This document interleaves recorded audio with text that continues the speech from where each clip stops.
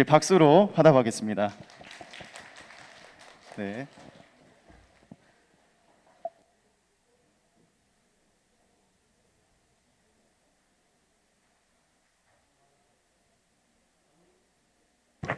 예, 강의를 할 건데요. 귀만 열어주시고 입은 열심히 드시면 됩니다. 예. 원래 이맘때 이 시간대 솔솔하잖아요. 예. 아까 보니까 데코레이션 하면서 선물 많이 받으셨는데 많이 받으셨습니까?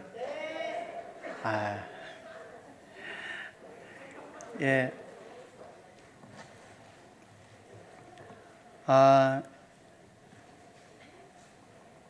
코로나 때문에 사실은 어느 교회 가도 마스크를 벗고 이렇게 해본 적이 거의 없었습니다. 네, 오늘 여러분들 보니까 물론 지금은 먹기 때문에 했지만 그래도 이제 어느 정도 코로나에서 조금씩 벗어나고 있는 것 같습니다. 사실은 이 코로나가 여러분 교회에 많은 영향을 주었죠. 예, 우리가 사실은 많은 영향을 주었는데 동시에 이 코로나로 인해서 교회가 세상 속에서 이번에 굉장히 우리 어떤 분들은 뭐 핍박받았다라고 하는데 사실 우리의 민낯이 좀 많이 드러난 게 사실이죠. 뭐 이 그림에 보면 뭐 성북구의 어느 교회의 문제, 그리고 저기 어느 선교단 문제, 교회 뭐 어느 교회, 심지어는 저기 그림에 보면 한 식당에서는 아예 어느 교회의 교인은 출입 금지라고 적혀 있습니다. 뭐 이거는 뭐 여러분들 뉴스를 언론을 접해서 많이 봤을 겁니다. 그만큼 교회가 이번에 치명타를 많이 받았죠. 저는 개인적으로 그렇게 생각합니다. 교회가 다시 새롭게 시작해야 되지 않냐. 처음에 코로나 들었을 때 많은 사람들이 그런 이야기를 했는 것 같습니다. 기억나시는지 모르겠습니다만 교회가 위기다. 여러분 교회가 위기다는 말을 들어본 적 있죠?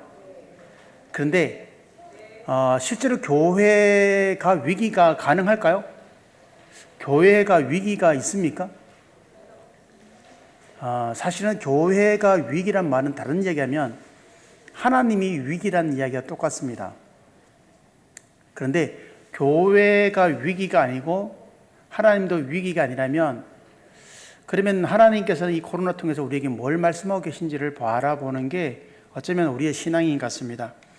현대 보면 최근에 한 통계 자료인데요. 기독교 윤리 실천협의회 운동본부에서 자료에 보면 일반인들의 87%가 교회 성도들이 소통이 안 된다. 그리고 82%는 교회를 신뢰할 수 없다고 이야기합니다. 이게 일반인들이 기독교를 바라보는 코로나 이후의 시각들입니다. 그 옆에 있는 도표는 보면 2008년도부터 2023년도까지 전체적으로 이제 하는데 이만큼 코로나가 사실은 우리에게 데미지를 많이 준 걸 보게 됩니다. 많은 사람들이 전도하기 어렵다. 아마 여러분도 동의할 겁니다. 갈수록 힘든죠.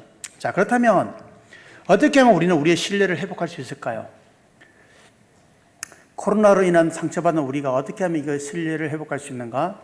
사실 보면 우리가 기독교 역사를 보면 충분히 해답을 찾을 수 있습니다. 우리가 오랫동안 기독교가 어떻게 존재해왔는지 그걸 보면 165년에서 180년에 안토니 전염병이라고 있었습니다. 그래서 추정하기는 한 500만 명 이상이 죽었다. 이번 코로나로 우리가 이 정도는 아니잖아요. 251년에서 266년에 키프리안 전염병이 있었는데 이때 로마의 전도시가 완전 줄초상 났습니다. 50% 이상이 사망됐고요. 1347년, 1353년 사이에 흑사병, 우리 잘 알고 있는 흑사병으로 유럽인의 3분의 1이 죽었다고 얘기하죠. 흑사병. 자, 더 이제 다른 전염병들이 있는데 일단 이 세 가지를 먼저 한번 보면서 우리가 좀 교훈을 얻었으면 좋겠습니다. 특히 우리가 165년에서 180년 안토니 전염병이나 키프리안 전염병 요때 시기를 자세히 보면 언제입니까? 요게 초대 교회 시대 때입니다. 기독교가 핍박받던 시대가 바로 이 시기입니다. 그런데 이 시기가 266년이고 그리고 얼마 있지 않아서 뭡니까? 313년에 기독교가 공인되죠. 이제 기독교가 국교가 됩니다.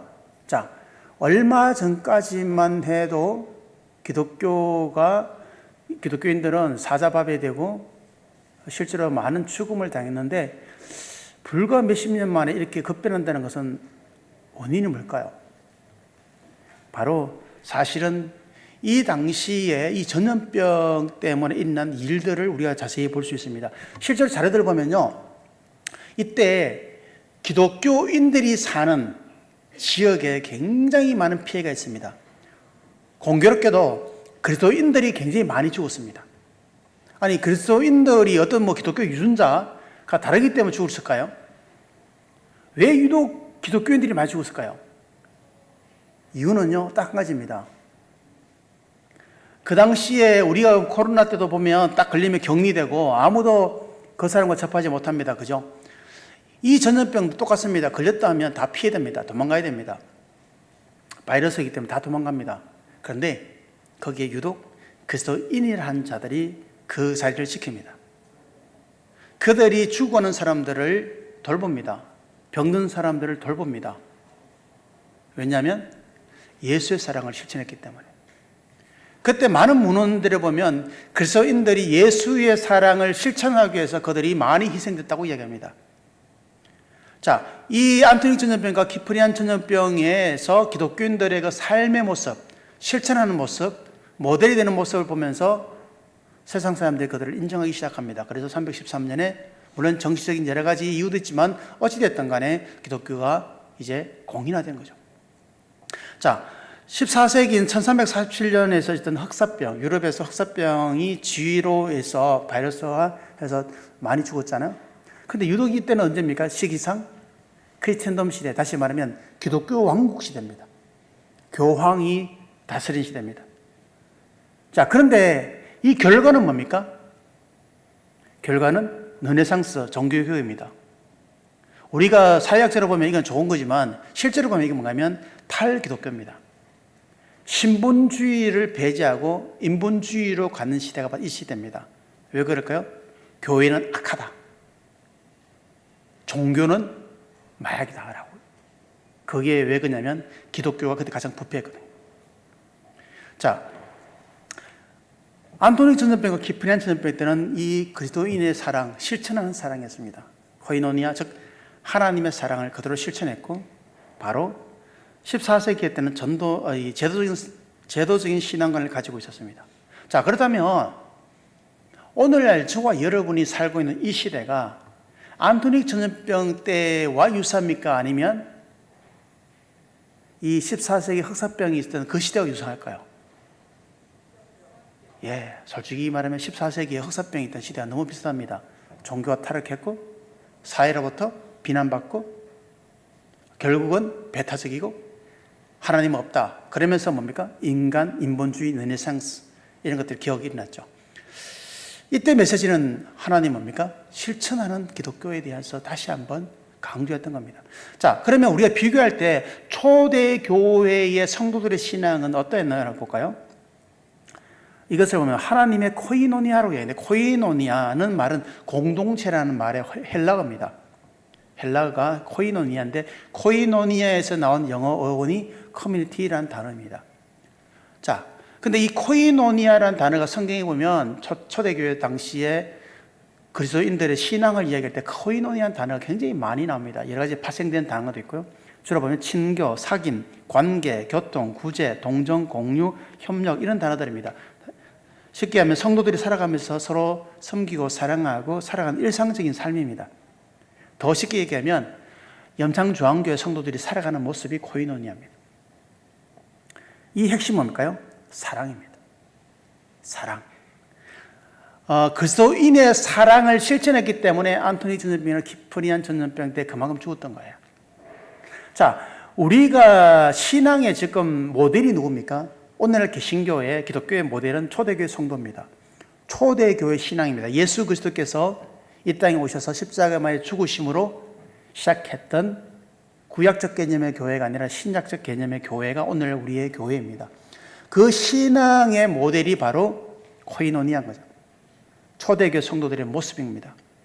자, 그러면 우리가 신앙이라는 것 자체에 들어갈 때 우리가 삼위일체 하나님, 다시 말하면 우리의 하나님의 모습에 대해서 우리가 처음부터 다시 한번 이해해 볼 필요가 있습니다.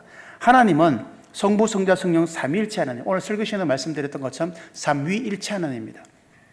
이 삼위일체 하나님을 코이노니아의 하나님이라고도 합니다. 공동체 하나님. 근데 이 공동체 하나님의 형상을 우리가 지원받다는 거예요. 저와 여러분이 삼위일체 하나님의 형상을 받은 거예요. 그래서 우리는 혼자 신앙생활, 혼자 살아가는 게 안 되는 거예요. 세상에서 왕따가 엄청난 힘든 일이잖아요. 왜 그럴까요? 우리의 본성을 훼손하기 때문입니다. 기독교회는 자체가 우리는 이미 공동체예요. 하나님 형상을 가지고 있기 때문이라는 것입니다. 그래서 기독교의 신앙은 공동체다. 그래서 기독교는 종교가 아니라 관계다. 어떤 관계일까요? 하나님과의 관계, 이웃과의 관계.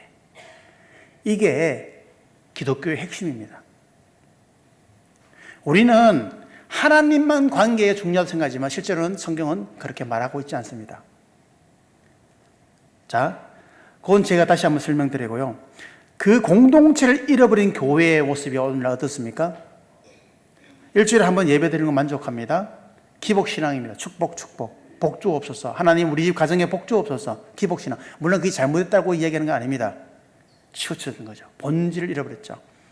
2080의 원리. 2080의 원리는 뭔가 하면 20%의 헌신된 사람이 80%를 위해서 희생하는 겁니다.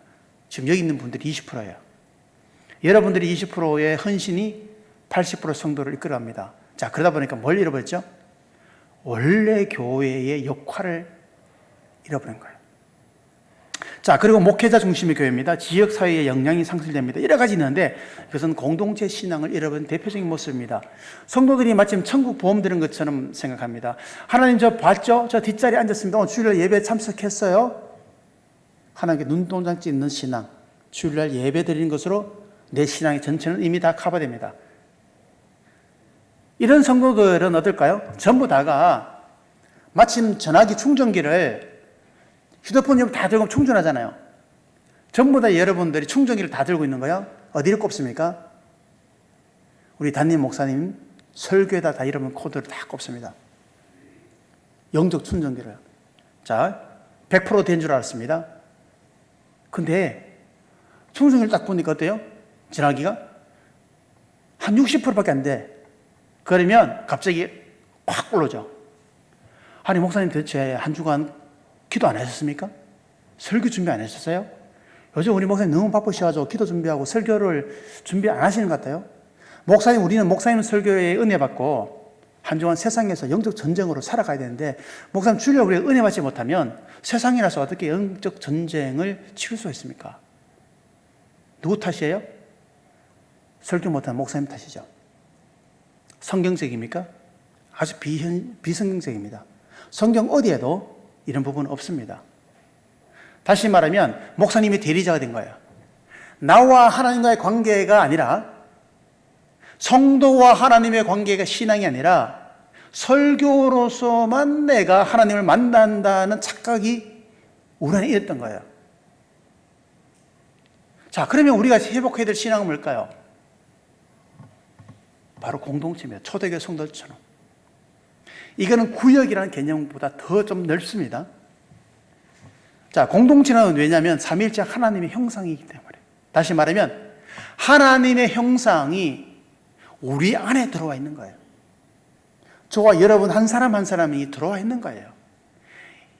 이 하나님의 형상이 우리를 하나님의 백성으로 자녀로 살게 했던 거예요. 그게 어떻게 사느냐? 그게 바로 공동체에서 사는 거예요. 내 형제와 더불어 사는 거예요. 교회에 다양한 명칭이 있습니다. 성경에서 교회를 부를 때 첫 번째 에클레시아, 우리 교회를 얘기해 에클레시아라는 말 많이 들으셨죠? 근데 정치, 경제, 사회 이렇게 이야기할 때 에클레시아입니다. 비전, 선교 이럴 때는 에클레시아입니다. 왜냐하면 이 에클레시아가 사실은 그때 당시 BC 400년 전에 이미 로마에 있던 정치적인 용어입니다.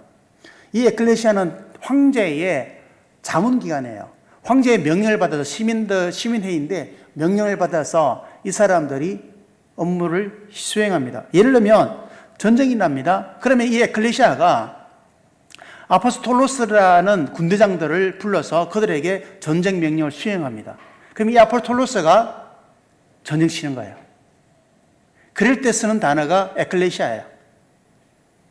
자, 그래서 정치적이고 선교적이고 비전 이럴 때 교회는 에클레시아라는 단어를 활용합니다. 자, 그리고 오늘 우리가 다뤘던 것처럼 설교 시간에 하나님의 처소, 집, 이것은 하나님의 임재를 이야기할 때 그런 단어를 주로 많이 활용합니다. 그리고 교회의 그 본질, 가족 공동체, 성도들 간의 가족 공동체를 이야기할 때는 오이코스라는 단어를 씁니다. 또 하나, 교회의 은사, 성도들의 은사 있잖아요. 은사와 서로 연결되었고 우리가 한 몸이 되는 것을 이야기할 때 그리스도의 몸이라고 얘기해요.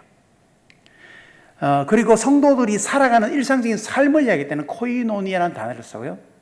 그리고 교회의 거룩함을 이야기할 때는 주의 성전이라는 단어를 써요. 이게 다 다른 게 아니에요. 교회예요. 근데 교회의 역할을 할 때마다 이렇게 표현을 합니다. 이렇게 표현한다는 말은 뭘까요? 이게 교회가 이런 성격을 가지고 있다는 거예요. 교회가 이것을 해야 된다는 거예요. 자, 오늘날 우리가 그런 교회의 모습이 우리 안에 있습니까? 이런 모습? 물론 일부는 있습니다만 잃어버린 게 많습니다. 왜냐하면 우리가 하나님으로부터 시작된 신앙의 그 초석이 약하기 때문인 거예요. 자, 오늘은 제가 여러분들 짱들이 또 구역에 대한 이야기를 하니까 제가 그리스도의 몸이라는 것을 좀 많이 강조할게요. 자, 고린도서 12장 27절에 보면 너희는 그리스도의 몸이요 지체의 각 부분이라. 몸은 하나인데 많은 지체가 있고 몸의 지체가 많으나 한 몸인 같이 그리스도도 그러하니라. 자, 여기 그림에 보니까 어때요? 막 사람이 막 있죠. 이게 뭔가 하면 여러분 김 집사, 박 집사, 최 집사, 김 권사예요. 이게 여기 있는 분들이에요. 자, 지금 제가 이 리모컨을 들고 있습니다. 뭐가 들고 있어요? 손가락이 들고 있죠. 자, 그런데 손가락이 이랍니다. 내가 이 리모컨을 들었어. 손바닥이 말합니다. 과연 그럴까? 내가 없으면 손가락아 너는 아무 의미가 없어.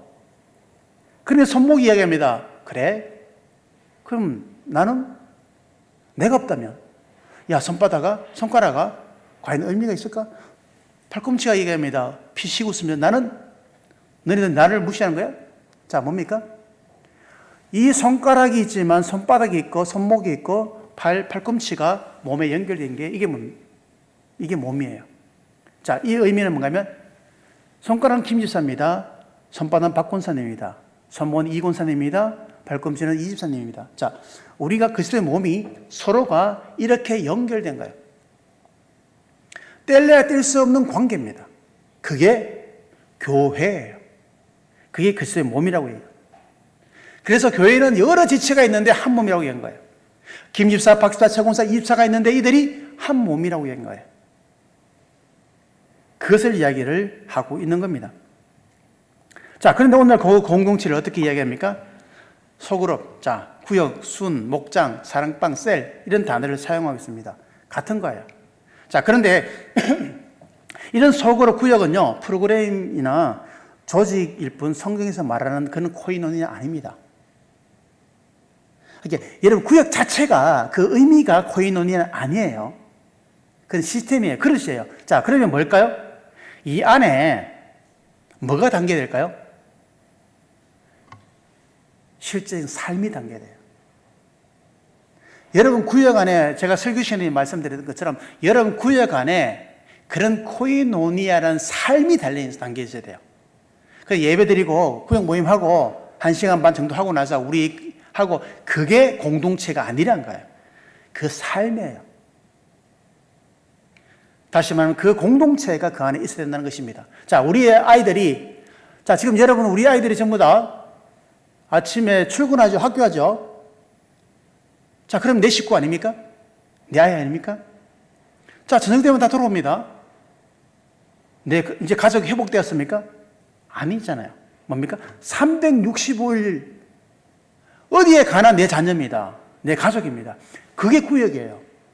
여러분들 금요일이든 면제든 그 모임할 때만 구역 식구가 아니라 365일 뗄래야 뗄 수 없는 그 관계가 구역의 공동체예요. 그런데 많은 사람들이 모일 때만 신경 써요.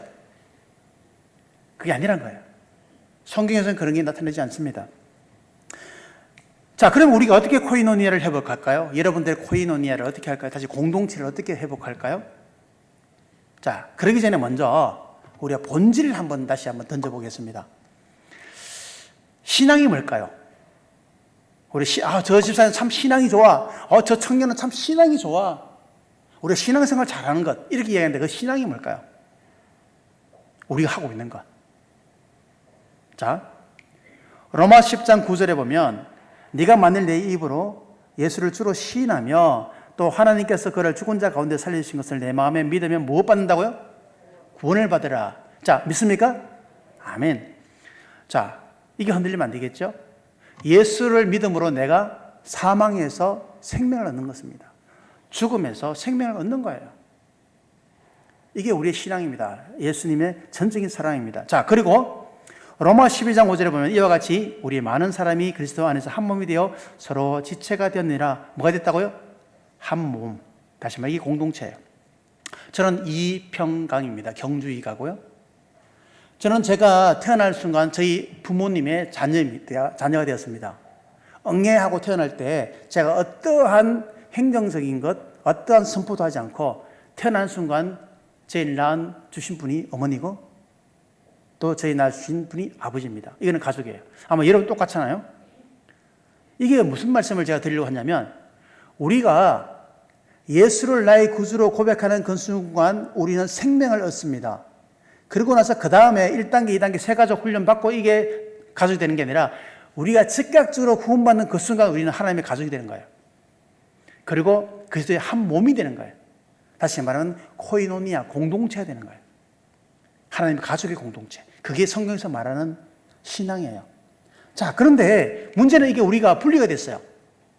다시 말하면 우리가 구역의 모임에 만나는 것은 구역 모임 가는 사람은 시간 있는 사람들, 열정적인 사람, 열심히 있는 사람들만 가는 거고 시간 없는 사람, 바쁜 사람 나는 시간 없어서 못 가. 마침 선택할 수 있는 것 신앙처럼 생각합니다. 물론 여기 있는 분은 아닙니다. 여러분들은 그만큼 구역의 장로로서 지키고 있는데 중요한 것은 많은 성도들이 어떤 착각을 갖고 있냐면 구역 모임 오는 게 그게 선택하는 것으로 생각하고 멤버십으로 생각합니다. 그게 아닙니다. 이게 하나님의 가족의 공동체 일원이 살아가는 방식입니다. 그게 코이노니아예요. 그게 오이코스란 말이에요. 우리는 어느 순간부터 이게 분리가 됐습니다. 나는 하나님을 믿는데 하나님의 가족은 안 들어가겠다라는 말과 똑같습니다. 내가 예수를 내 구주로 고백하는데 나는 그 공동체 안에는 들어가지 않겠습니다 라고 하는 게 이게 왜곡된 신앙입니다. 왜 그렇게 됐을까요? 초대교회 보니까 사탄이 성도들이 한 몸이 되고 하나가 되고 서로 연결되니까 어떤 일들이 납니까? 사도행전 2장에 보니까 하나님의 놀라운 역사가 일어나죠. 성령이 그 안에 임재하게 되시고요. 사도행전 4장에 보니까 어떻습니까? 자기의 물건을 아끼지 않고 필요한 사람 나눠주는 그런 공동체로 바뀌어버립니다. 자, 문제는 뭔가 하면 구원받은 하나님의 백성은 어떻게 할 수 없는데 사탄이 내 영역에 있는, 다시 말하면 믿지 않는 자기 사탄의 영역 안에 있는 비신자가 그리스도인들을 존경하기 시작하더라니까요. 그렇게 살아가는 그리스도인들을 부러워하더란 거죠. 예수 믿는 사람들을 높이 평가하기 시작하더란 거죠. 그래서 사탄이 어떻습니까? 위기가 오죠. 그 사탄은 뭘 바꿀까요? 그때 예수를 부인하라, 박해하고 이런 식의 뭘 바꾸냐면 딱 한 가지를 바꿉니다. 이기적인 신앙이죠. 자, 뭡니까? 자, 너 하나님의 백성이여 가서 주님을 예배하라. 하나님의 백성이여 주님을 송축하라. 예배하라. 예배하라. 결국은 313년 이후에 어떤 일들이 생겼냐면 모든 사람들이 대성전에 모여서 하나님을 예배합니다. 틀린 게 없죠. 틀린 게 없어요. 근데 어떤 게 문제가 생겼을까요? 이기적인 신앙으로 바뀝니다. 하나님만 바라봅니다. 그리고 뭐가 훼손됐을까요? 가족이 훼손됩니다. 그리스도인으로 살아가는 가족의 삶이 훼손됩니다. 말씀대로 순종하면서 내 이웃을 향해서 그들이 섬기는 그런 희생이 사라지기 시작합니다. 나만 아니면 돼. 이기적인 신앙. 집사님, 김 지사님이 암이 걸릴 때, 어떡하나? 기도할게요. 기도해 줄게요. 다 그렇게 하죠. 맞습니다. 이까지가 어쩌면 우리가 할 수 있는 거죠. 근데 성경은 그것을 얘기하지 않습니다. 성경은 뭡니까? 책임지라고 얘기합니다. 그게 기독교 신앙이에요. 이건 통합되었던 겁니다. 자, 그러면 제가 여러분들에게 이 이야기를, 지금 말씀드린 것들에 대해서 한 번 더 우리 다시 돌아보면서 제가 여러분 질문하겠습니다. 이런 말 있죠. 교회 하나님 만나러 가지 사람 만나는 곳은 아니다. 여러분 이런 이야기 들어본 적이 있습니까? 교회 하나님 만나러 가지 사람 만나러 가냐. 들어봤을 겁니다. 이 이야기는 우리 어머니가 한 말입니다. 물론 여러분 들은 이야기는 여러분 딴 데서 들었지만 제한테 했는 이야기가 좀 오늘 적었는데 왜 이런 이야기를 했냐면 제가 어릴 때 다녔던 교회가 깨어진 교회입니다. 갈등이 많았던 교회입니다. 흔히 말 무슨 파, 목사파, 장로파 이랬던 교회에서 제가 어릴 때 가보면 늘 싸우는 거죠. 그러면 교회만 갔다 오면 제가 상처를 받습니다. 그럼 막 제가 화를 내고 뭐 교회가 이러니 저러니 막 욕하면 우리 어머니가 했던 말이 이거예요. 교회 하나님 만나러 가지 사람 만나러 가냐. 사람 보지 마. 목사 똑같고 장로 다 똑같대. 그러니까 하나님만 바라봐. 이 이야기가 여러분 맞는 말일까요? 틀린 말일까요? 헷갈리죠? 자, 여러분 이 이야기를 제가 다음에 여러분 누군가 물을 때 이 이야기가 정확하게 여러분 이제 앞으로 대답하십시오. 이 이야기는 100% 틀린 말입니다. 이건 사탄이 우리에게 하는 말입니다. 다시 말하면 나와 하나님 관계만 온전하면 돼. 자, 여러분들에게 하나님의 공식을 한번 이야기해 볼까요? 하나님 우리에게 주신 공식이 있습니다. 굉장히 어렵습니다. 지금부터 여러분 앞을 보시고요. 머리 다 짜야 됩니다. 여기 뭐가 들어갈까요? 갑자기 뜬금없이 갑자기 당황스럽죠? 예, 곱하기. 이제 쉽습니다. 여기는? 예. 여기는요? 예, 여러분들은 공부 잘하는 친구라 봅니다. 제 막내 아들이 어릴 때입니다. 초등학교 1학년 때인가 그럴 거예요. 수학을 시험을 쳤는데 20점을 맞은 거예요. 10문제인데 20점을 맞았는데 제 아내랑 저는 약간 좀 충격을 좀 받았습니다. 뭐 애 시험에 뭐 그 정도까지 충격받냐는데 얘가 공부를 그렇게 못한 편이 아니었거든요. 근데 갑자기 이러니까 무슨 계기가 있을 것이라는 생각 때문에 그래서 물어봤습니다. 왜?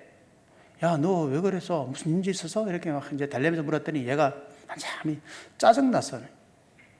아니, 왜 짜증났어? 짜증나니까 짜증나지. 그럼 화를 내는 거예요. 그래, 아내가 이제 이야기하고 달래고 하면서 저는 그 시험지를 자세히 봤습니다. 보면서 제가 깜짝 놀랐어요. 정말 재밌었어요. 자, 이겁니다. 131 빼기 29. 자, 해볼까요? 자, 131에서 29면 끝자리 1에서 9를 뺄 수 있습니까? 없죠? 그럼 앞에 10을 빌려야 하잖아요.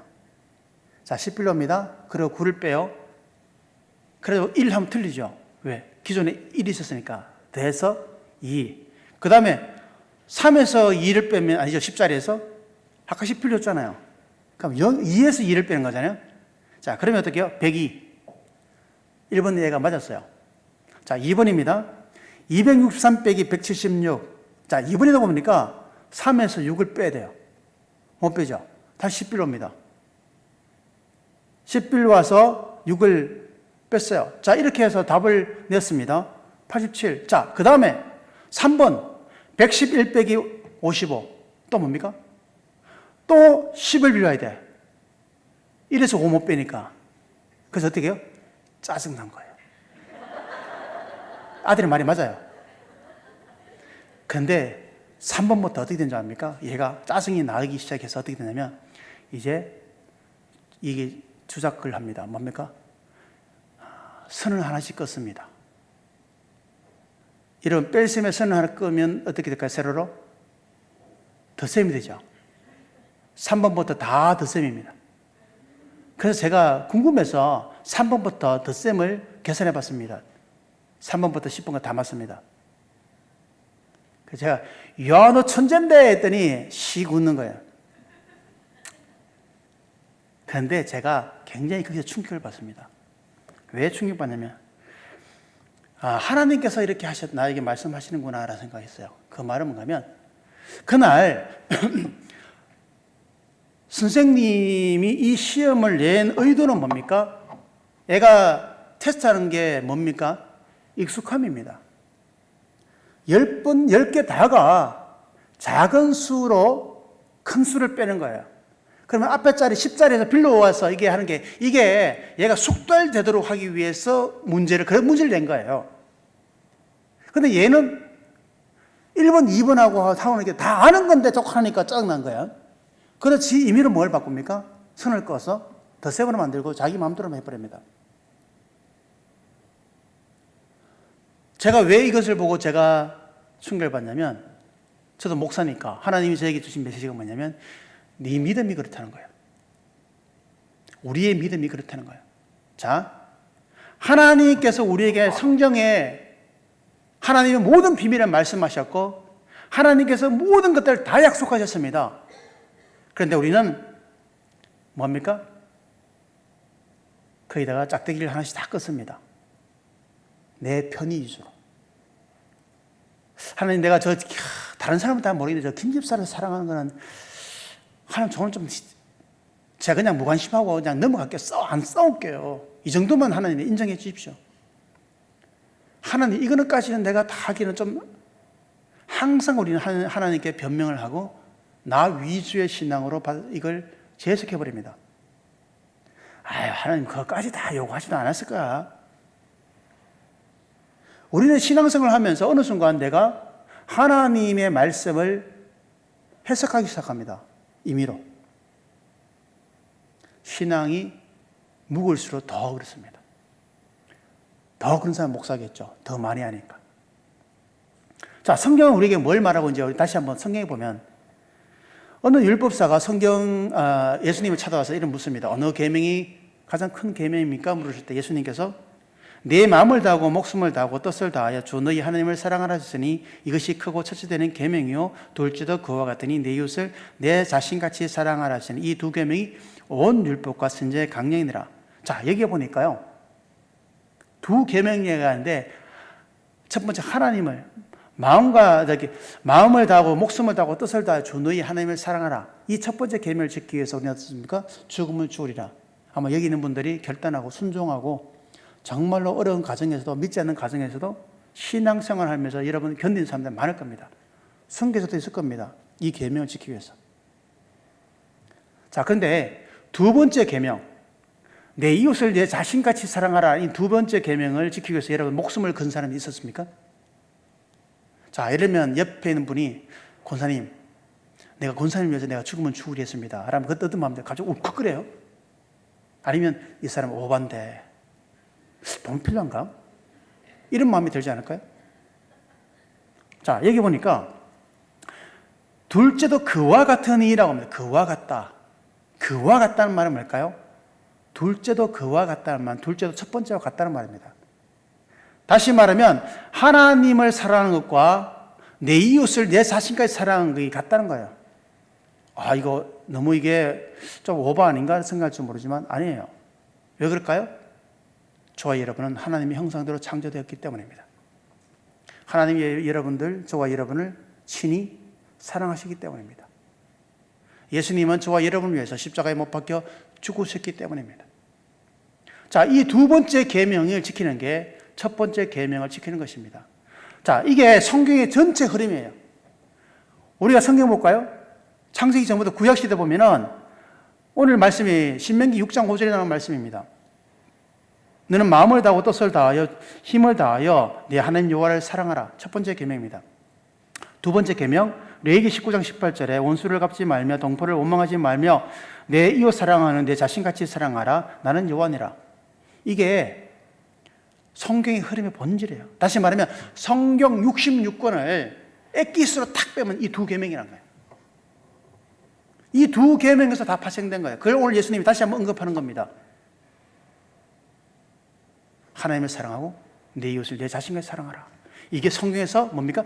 가장 큰 율법이라고, 계명이라고 얘기합니다. 이거는요, 창세전부터 계속 이어나오는 말씀입니다. 영원한 말씀이죠. 다시 말하면 성경의 가장 중요한 키워드가 하나님을 사랑하는 것, 아멘. 내 이웃을 내 자신을 사랑하는 것, 아멘. 그런데 두 번째 계명은 우리는 아멘을 하지 않습니다. 자, 우리 전체 보면 사복음서 그리고 우리가 서신서를 쭉 보면 전체가 다 이렇게 두 계명의 흐름이 흘러가고 있습니다. 자, 그 말은 뭔가면 우리의 신앙의 핵심이 뭐냐? 저와 여러분이 뭘 믿고 있는가? 여러분들이 뭘 추구하고 있는가? 우리가 하나님의 자녀로, 하나님의 백성으로, 여러분의 구역 식구 안에서 여러분들이 신앙생활하는데 뭘 우리를 해야 되는가라고 얘기할 때 가장 중요한 게 이 두 계명이란 거예요. 하나님을 사랑하는 것, 내 이웃을 내 자신 같이 사랑하는 것. 자, 그런데 이것에서 요한일서에는 어떻게 이야기하고 있는지를 봅니다. 요한일서 4장 20절 21절에 보면 누구든지 하나님을 사랑하노라고 그 형제를 미워하면 이는 거짓말한 자니 보는 바 그 형제를 사랑하지 않는 자는 보지 못하는 바 하나님을 사랑할 수 없느니라. 우리가 이 계명을 주께 받았나니 하나님을 사랑한 자는 또한 그 형제를 사랑할지니라. 자, 여기 보니까 누구든지 하나님을 사랑하노라 하고 첫째 1계명을 말하면서 다시 2계명 이 계명 형제를 미워하면 다시 말하면 사랑하지 않는다면 이걸 뭡니까? 거짓말하는 자라. 하나님을 사랑한다고 이야기하면서 여러분의 구역 식구를 사랑하지 않는다면 여러분의 오늘 이 염상중앙교회 성도들이 서로가 사랑하지 않는다면 뭘 이야기합니까? 거짓말. 자, 그러면서 이야기하는 게 뭔가 하면 보는 바 그 형제를 사랑하지 않는 자는 보지 못하는 바 하나님을 사랑할 수 없느니라. 다시 말하면 우리가 손 내밀면 당장 할 수 있는 두 번째 계명, 내 형제를 사랑을 실천할 수 있는 가능성이 높은 그것도 못하면서 어떻게 죽었다 깨어나도 우리가 하나님을 사랑한다고 말할 수 없는, 하나님이 전적으로 하나님 우리를 인정하지 않으면 하나님을 사랑할 수 없는 그 계명을 우리가 지킬 수 있냐는 거예요. 이것도 못하면서 네가 하나님을 사랑한다고 웃기는 소리 하고 있네, 거짓말하지 마 라고 이야기하는 거예요. 이게. 자, 왜 그럴까요? 우리는 첫 번째 계명은요, 물론 그렇지 않습니다만 대부분 우리 뭡니까? 말로 때우면 되거든요. 주님을 찬양합니다. 할렐루야. 주님을 송축합니다. 주님은 나의 왕입니다. 주님 사랑합니다. 우리 기도하면서 찬양하면서 눈물 흘리면서 할 수 있는 거예요. 극단적인 표현이지만 말로 때우면 됩니다. 두 번째 계명은요, 전 사랑해요, 사랑해요. 불가능합니다. 실제로 행동이 됩니다. 실천이 됩니다. 구역 안에서 저 사랑 같지 않은 집 하고 싶은 사람을 인정해야 됩니다. 기도 제목이 지난주 기도 제목, 그저주 기도 제목 똑같은 기도 제목 내면서 솔직히 말하면 마음속에는 네 기도가 문제가 아니라 네 일상의 문제 패턴을 바꾸지 않으면 안 돼. 네가 문제야 라는 말이 이까지 나왔지만 참고 그것을 인정해야 됩니다. 다시 말하면 내가 몸으로 떼어야 되는 거예요. 실제로 해야 되는 거예요. 그러니까 두 번째 계명이 힘든 거예요. 사탄은 교묘하게 이 안에 들어갑니다. 야, 네 자존심 안 상해? 야, 저 사람 저렇게 네가 도와준다 해도 그 사람 네한테 고맙단 말을 한 줄 알아? 아니야, 고맙단 말 안 해. 앞에서 저렇게 웃지? 뒤에서 네 욕한다? 잘 봐, 욕할 거야. 끊임없이 사탄은 이 두 번째 계명을 훼손시킵니다. 왜요? 그게 하나님의 형상을 훼손시키는 것이고 첫 번째 계명을 훼손시키는 것 때문에. 왜 오늘 교회에 안토니 전염병과 키프리안 전염병처럼 그런 하나님의 은혜와 사랑이, 예수 그리스도의 그 복음이 세상 속에서 빛으로 나타나지 않을까요? 두 번째 계명을 잃어버렸기 때문입니다. 사탄은 끊임없이 찬양에 예배해. 그러나 그 교회 안에서만 건물 안에서만 울고 부르짖고 하나님께 기도해. 그러나 그 안에서만. 그리고 세상 밖에 나올 때는 내가 교회 다니는 걸 아무도 모르게 하라. 저 사람 교회 다니는지 안 다니는지 모르게. 그게 오늘날 우리를 사탄이 유혹했다는 거죠. 다시 말하면 하나님을 사랑하는 자는 또한 그 형제를 사랑하는 게 그게 뭡니까? 그게 신앙이란 거예요. 그게 신앙이라고 얘기합니다. 그냥 주님만 바라보는 첫 번째 계명이 신앙이 아닙니다. 그럼 반쪽이냐? 반쪽이 아닙니다. 없는 겁니다. 내 형제를 사랑하는 두 번째 계명이 하나님을 사랑함을 고백하는 겁니다. 옆에 있는 김지사 박집사를 사랑하는 게 하나님의 사랑, 하나님의 말씀에 순종하는 성도들의 삶이요 실천입니다. 그게 바로 성경에서 말하는 신앙입니다. 그래서 신약성경 전체를 보면요, 사복음서에서는 하나님 나라의 비밀, 예수 그리스도에 대해서 복음의 본질, 이 계명의 본질을 드러내고요, 그리고 서신서에서는 십자가의 복음, 그리고 성도들의 복음적인 삶, 실천적인 삶을 대해서 이야기합니다. 이게 이 두 개가 성경 신약성경의 본 핵심이에요. 다시 말할까요? 십자가와 공동체. 이게 신앙이에요. 자, 구약 성경에 없는 단어는 아닌데 신약에 굉장히 많이 나온 단어가 4개입니다. 그 단어가 뭔가 하면 서로 피차 더불어 함께하는 단어입니다. 서로 피차 더불어 함께. 신약 성경에서 굉장히 많이 나온 단어예요. 자, 한번 볼까요? 서로 사랑하고 교제하고 서로 합심하고 서로 받아들이고 충고하고 서로 기다리고 서로 사랑으로 종노하고 남의 짐을 져주고 위로하고 덕을 세우고 서로 화목하게 지내고 서로 사랑을 참아주고 서로 친절하고 서로 순종하고 용서하고 죄를 고백하고 서로를 위해 기도하고 서로 대접하고 겸손하게 대하고 서로 친교를 나누고 서로. 자, 그 다음에 피차. 누가 누구에게 불만이 있거든 서로 용납하여 피차 용서하되 주께서 너희를 용서한 같이 너희도 그리하고 그러므로 피차 권면하고 서로 덕을 세우기를 너희가 하는 같이 하라. 더불어 할 수 있거든 너희로서는 모든 사람과 더불어 화목하라. 그런즉 거짓을 버리고 각각 그 이웃과 더불어 참된 것을 말하라. 이는 우리가 서로 지체됨이라. 함께 즐거워하는 자와 함께 즐거워하고 우는 자와 함께 울라. 만일 한 지체가 고통을 받으면 모든 지체가 함께 고통을 받고 한 지체가 영광을 얻으면 모든 지체가 함께 즐거워하느니라. 능히 모든 성도와 함께 지식에 넘치는 그리스도의 사랑을 알고. 자, 뭘까요?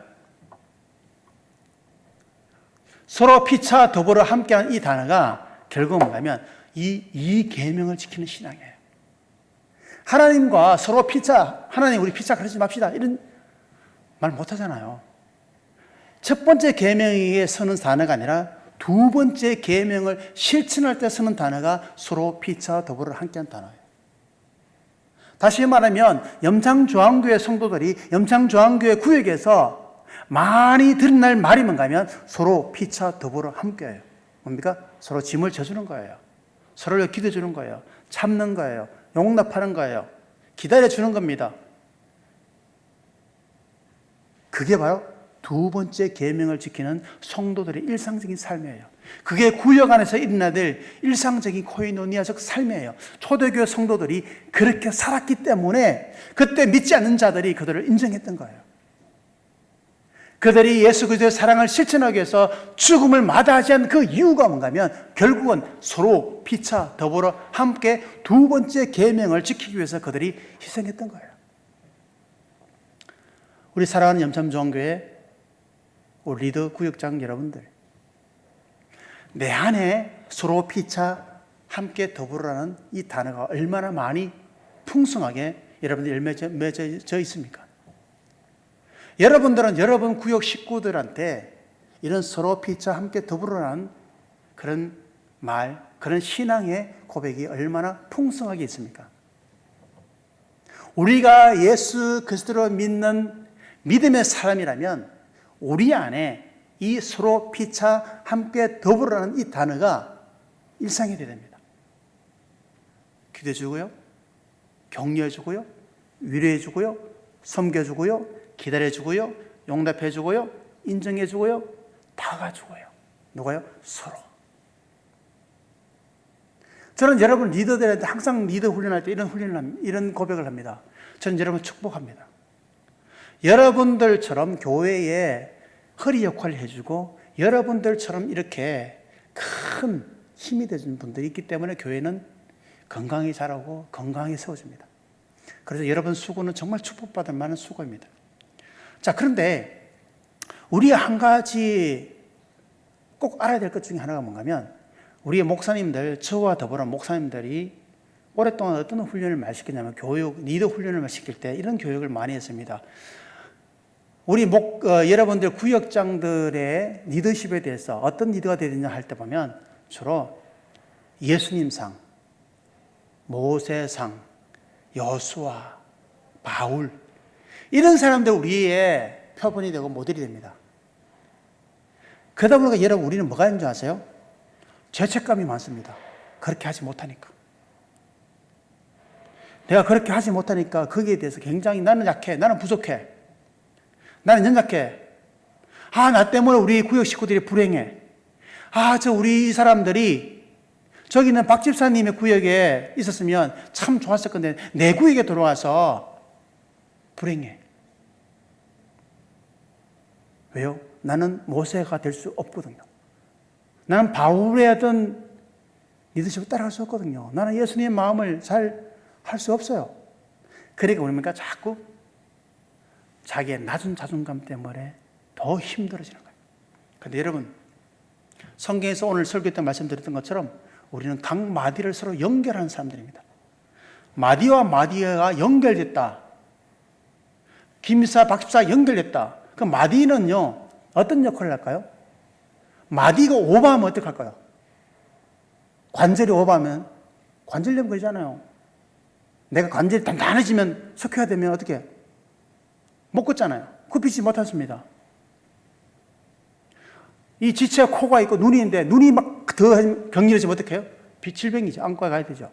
자, 이 말은 제가 무슨 말씀을 드리려고 하냐면 우리는 리더십은요, 성경에서 말하는 리더십은요, 물론 앞서서 가는 리더도 있습니다.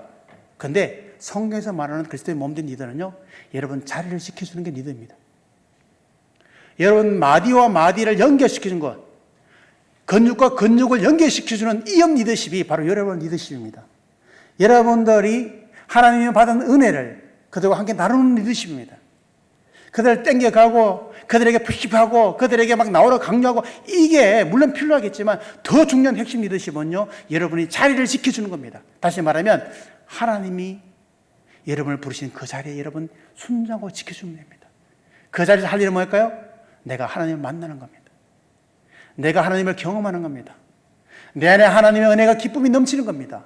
내 안에 십자가의 그 영광이 내 안에 풍성해야 됩니다. 그 마디가 건강해서 여기 있는 박집사, 최집사 그들이 갈등하고 힘든데 제가 그 안에 이어주는 거예요. 하나님의 사랑으로 용납하게 하고 내가 당신을 사랑하는 것처럼 이 사람도 사랑할 수 있도록 그 마음이 공유되게 하는 거예요. 그게 이형 리더십이에요.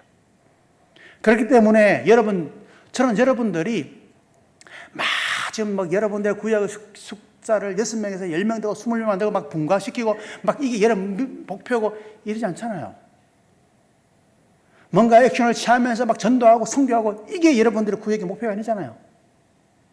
여러분은요, 여러분 구역 안에 첫 번째 계명과 두 번째 계명이 그 안에 풍성해지도록 그리고 그 풍성함이 나에게서부터 흘러가게 하는 게 그게 여러분 리더십이에요.